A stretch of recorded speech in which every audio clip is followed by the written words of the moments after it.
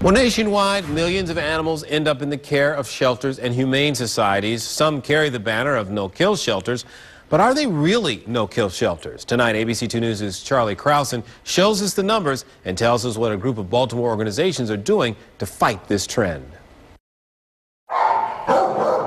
With cages and kennels full and new animals coming in each day, sparing Baltimore's stray dogs and cats from euthanasia is a never-ending uphill battle. Because we took over the city's animal shelter, we have to accept all animals that are brought to us. BARC's executive director, Jen Browse, says her facility takes in 33 strays every day. In the spring and summer, it goes a lot higher. There's days where we'll get 60 and 70 in a day.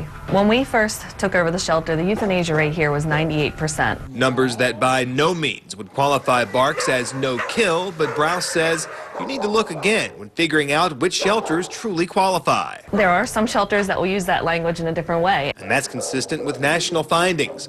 A Scripps Howard analysis of data on no-kill shelters found that roughly 1,200 of the nation's 6,700 shelters, or around 1 in 6, identify as no-kill. However, those shelters carry with them a goal of a 90% adoption rate, euthanizing animals deemed too ill, old, or vicious. Also, only the states of Illinois, Michigan, and Virginia must report on all animal killings, and according to Browse, that's how some shelters skirt the no-kill label. And I'll give you an example. I just got an article today about a group that is no-kill, a specific shelter that is no-kill, and they don't feel pit bulls are adoptable or cats, so they don't count them in their numbers. So if that were the case, we would be no-kill as well.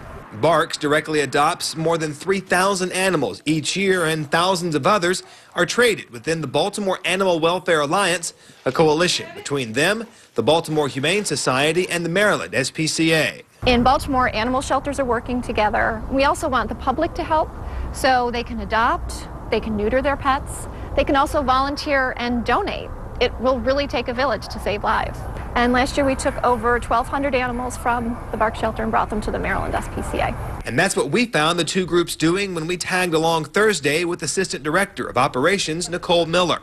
She made one of her weekly runs from the SPCA to BARC's, looking for animals to put up for adoption. I mean, today we only have so many number of empty cages that we can fill. So there's never enough space for the animals that we want to help. Once there, two girly girls. She saw these two cats, and given this time of the year, there we go. Strays of moms and their litters are coming in tenfold. They move slower in shelters. I don't think they get adopted as quickly or as often, and there's more coming in.